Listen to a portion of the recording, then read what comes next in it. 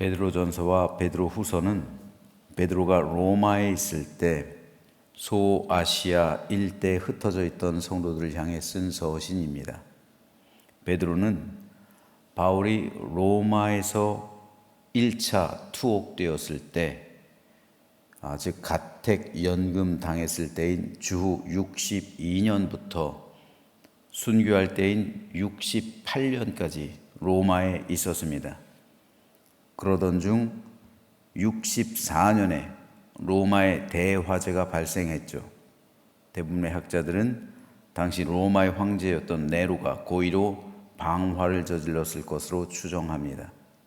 하지만 네로는 방화의 책임으로부터 벗어나기 위해서 기독교인들에게 방화의 혐의를 뒤집어 씌웠습니다. 그 결과 기독교인들에 대한 대박해가 로마 전역으로 퍼져 나갔습니다. 베드로는 당시 로마에서 기독교인에게 가해지는 대박해의 모습을 지켜보았습니다. 그리고 그 대박해의 광풍이 로마 제국 전역으로 퍼져나갈 것임을 예감했습니다. 그래서 소아시아 지역에 있는 교회들과 성도들에게 급히 베드로 전서를 쓴 겁니다. 베드로 전서와 후서는 모두 대박해를 배경으로 합니다. 다만 베드로 전서는 대박해 초기에 쓰였고 베드로 후서는 베드로가 순교하기 전인 대박해 후기에 기록되었다는 점이 다릅니다. 그런데 베드로가 특별히 이 서신을 소아시아에 있는 교회와 성도들에게 보낸 이유가 있습니다. 그 당시 소아시아에 있던 교회와 성도들은 이방 사회 속에서 여러 가지 고난을 많이 겪고 있었습니다. 즉 드러내놓고 그리스도인이라 밝히기 어려웠던 그 시절, 그들은 여러 가지 경제적이고 사회적인 불이익을 감수할 수밖에 없었습니다. 왜냐하면 당시 세계에서 사람들과 교제하려면 교제 장소가 있어요. 목욕탕과 같은 그런 곳이 교제 장소죠. 하지만 거기보다 더 중요한 교제 장소는 이방 신전이에요. 그곳에서 음란하고 방탕한 교제를 해야만 사회생활을 할 수가 있었습니다. 그곳에서 모든 경제적이고 즉 비즈니스 관계, 경제적인 활동, 사회 전반에 대한 그 모든 생활을 할 수가 있었던 겁니다. 하지만 그리스도인이 신전에 가서 불의를 행할 수는 없는 거잖아요. 우상을 숭배할 수는 없는 것 아닙니까? 그래서 그리스도인들은 신전에 가지 않았어요. 구별된 삶을 살았단 말입니다. 그러나 세상으로부터 구별된 삶이란 결국 경제적으로나 사회적으로 모든 교류와 교제가 단절되었음을 의미했어요. 그래서 성도들은 사회에서 아웃사이더가 될 수밖에 없었던 겁니다. 이에 대해 베드로는 성도를 일컬어 이 세상에서 정처 없이 떠드는 나그네라고 표현합니다. 그런데 이미 여러 가지 고난을 당하고 있었던 성도들에게 로마에서 벌어진 대박해의 소식은 그야말로 불같은 시험이 될 수밖에 없었습니다. 그래서 베드로는 불시험에 직면한 성도들로 하여금 하나님의 은혜에 굳게 서서 고난을 극복하도록 격려하기 위한 격려의 서신을 쓰는데 그 서신이 바로 베드로 전서입니다. 베드로 전서에는 고난을 뜻하는 헬라어 파스코라는 단어가 12번이나 사용됩니다. 이 단어는 베드로 전서를 제외하고 신약 성경 전체에서 11번 사용돼요. 즉 신약 성경 전체에서 11번 사용되는데 베드로 전서에서만 12번이 사용돼요. 그만큼 베드로는 대박해 가운데 고난받고 있던 성도들을 위로하고 격려하는 가운데 믿음 잃지 않고 끝까지 믿음의 경주를 다할 것을 독려하고 있는 겁니다. 사실 고난이란 피하고 싶은 거예요. 고난 좋아하는 사람이 어디 있겠습니까? 하지만 문제는 성도의 삶에는 반드시 필연적으로 고난이 뒤따른다는 거예요. 이 고난 앞에서 당당하게 맞설 수 있는 사람이 얼마나 되겠습니까? 베드로 역시 고난 앞에서 실패한 경험이 있었잖아요. 그는 고난 앞에서 예수님을 모른다고 부인했습니다. 그러했기에 베드로는 고난이 성도의 신앙을 파괴할 수 있음을, 고난으로 인해서 성도의 믿음이 무너질 수 있음을 누구보다 잘 알고 있었고, 그래서 고난에 대해서 당당하게 맞서 싸울 것을 독려하면서 베드로 전서를 통해 그들에게 고난 가운데 있는 성도들을 격려해주고 위로했던 겁니다. 하지만 말년의 베드로는 고난에 대해 베드로 전서에서 4장에 보면요, 이렇게 말을 하고 있어요. 사랑하는 자들아, 너희를 연단하려고 오는 불시험을 이상한 일 당하는 것 같이 이상히 여기지 말고 오히려 너희가 그리스도의 고난에 참여하는 것으로 즐거워하라. 이는 그의 영광을 나타내실 때 너희로 즐거워하고 기뻐하게 하려 함이라. 오히려 그런 고난 당할 때 기뻐하라는 거예요. 왜요? 내가 그리스도인이 되었구나. 즉 나의 구원을 기뻐하라는 거예요. 내가 구원받지 않았다면, 내가 그리스도인이 아니라면 고난당할 이유가 없잖아요.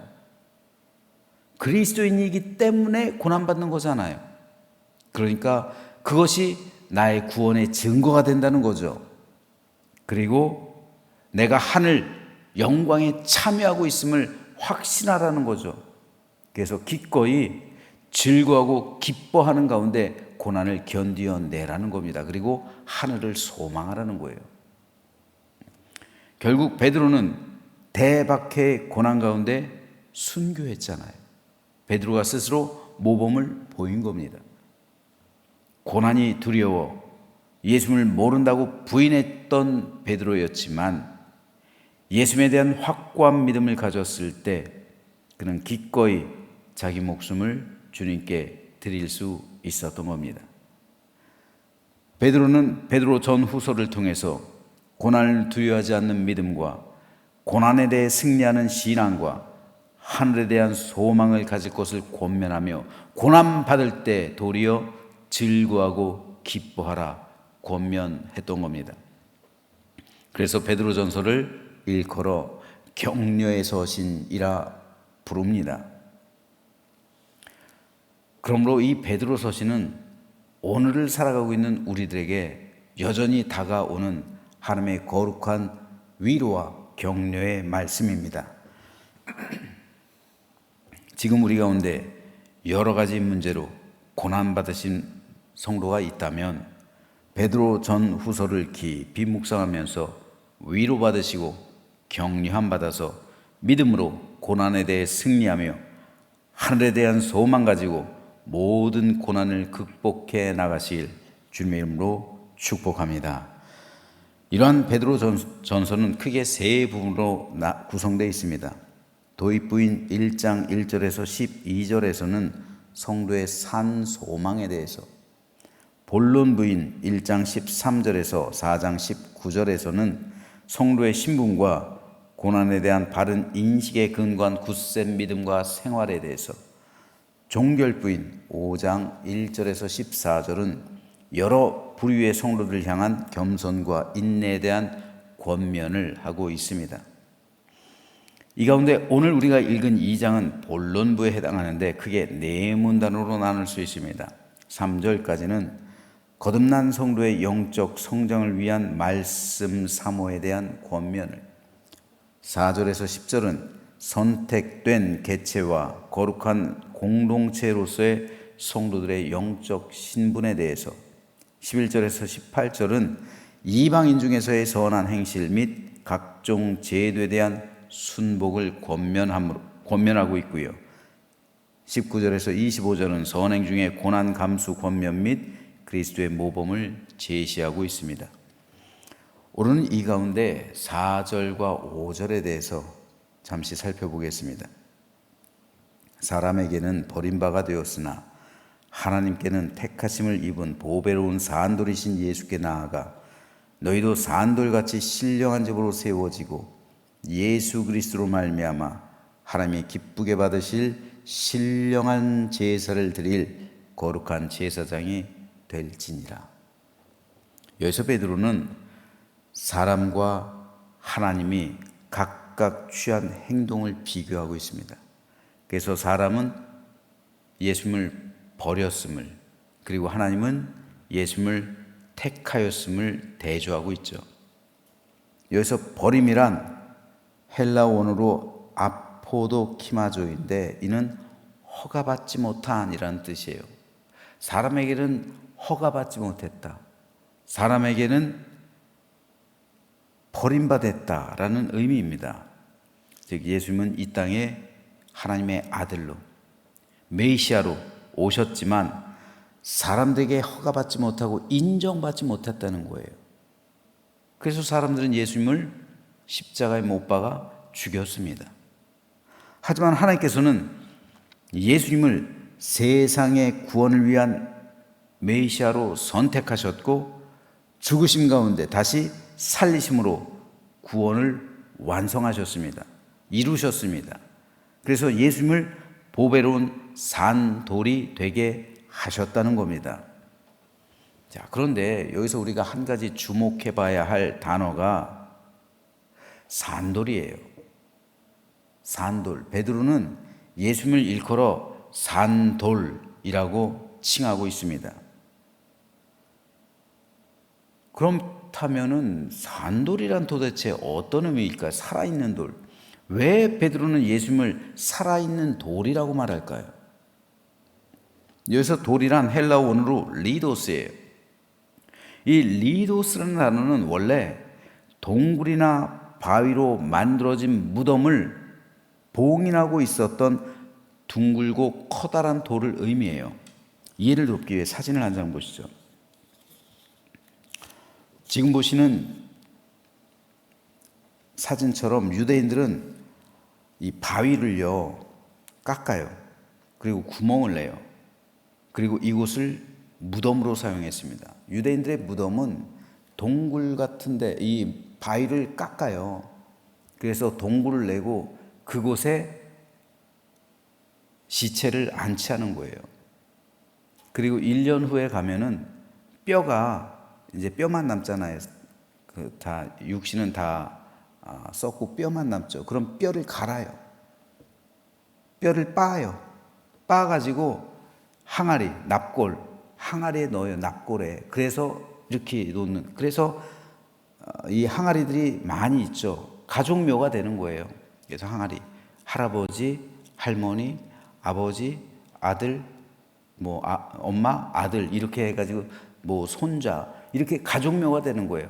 항아리를 만들어서 놓으니까. 그러니까 유대인의 장례는 2번 있는 거예요. 죽었을 때 그리고 1년 후. 그런데 이걸 열어두면 안 되잖아요, 무덤을.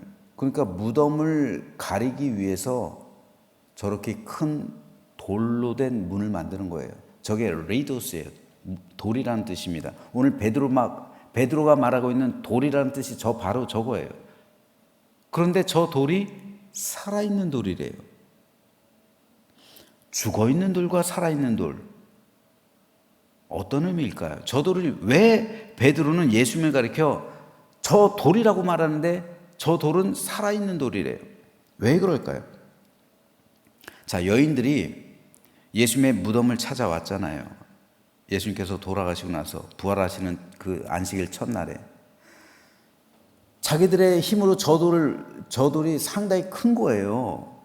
여인들의 힘으로 저 돌을 못 굴려요. 그래서 누가 우리를 위해서 저 돌을 굴려줄까 고민하면서 온 거예요. 그런데 가봤더니 무덤이 저렇게 열려 있는 거예요. 깜짝 놀란 거죠. 그리고 들어가 봤더니 예수님의 시체가 없어요. 누군가 훔쳐간 줄 안 거예요. 부활하신 예수님이 없었죠. 누가 이 돌을 옮기고 누가 훔쳐갔지? 이렇게 여인들은 생각하고 있는 거예요. 자, 왜 베드로가 이 돌을 가리켜 살아있는 돌이라 말했을까요? 그 이유는 예수님께서 부활하셔서 저 문을 스스로 열고 나오셨기 때문입니다. 이것은 무덤 바깥에서 볼 때는 돌이 스스로 움직이는 거예요. 살아있는 것처럼. 돌이 살아있어서 아무도 저 돌을 건드리지 않는데 밖에서 볼 때는 돌이 스스로 살아서 움직이는 거예요. 그리고 예수님께서 나오시는 거죠. 따라서 살아있는 돌이란 부활하신 예수님을 강조하는 말이에요. 살아있는 돌, 예수님을 일컬어 살아있는 돌이 되었다. 돌이 스스로 움직이면서 무덤 문이 열렸잖아요. 그리고 예수님이 나오셨잖아요. 예수님의 부활을 상징하는 거예요. 그 상징하는 매개체를 베드로는 살아있는 돌이라고 표현하는 거예요. 나아가 베드로는 성로를 일컬어 살아있는 돌처럼 신령한 집으로 세워져라. 다시 한번 무덤을 보면요, 저 무덤이 비었잖아요. 이전에 예수님의 시체가 있었는데 살아있는 돌이 되어서 스스로 움직였잖아요. 그리고 예수님께서 부활하셨잖아요. 그러므로 저곳은 무덤이 아니에요. 저곳은 신령한 집이에요. 저곳은 부활의 집입니다. 저곳은 하늘의 집이에요. 그렇기 때문에 저 집으로 세워지라는 거예요. 너희들도 신령한 집으로 세워지라는 겁니다. 살아있는 돌같이요. 여러분도 고난을 통해 언젠가 죽을 수도 있지만, 순교할 수도 있지만, 바로 그 순간 여러분은 저렇게 살아있는 돌처럼 신령한 집으로 세워지게 될 것이라는 말입니다. 그리고 예수 그리스도로 말미암아 하나님이 기쁘게 받으실 신령한 제사를 드릴 거룩한 제사장이 될 것이라는 말이에요. 예수 그리스도께서 대제사장이 되셔서 자신을 드리셨던 것처럼 여러분도 자신을 그렇게 드리라는 거예요. 자신을 희생제물로 드리라는 겁니다. 이것이 바로 신령한 집과 거룩한 제사장이 의미하는 거예요. 바로 이것이 성도의 정체성이라는 말입니다.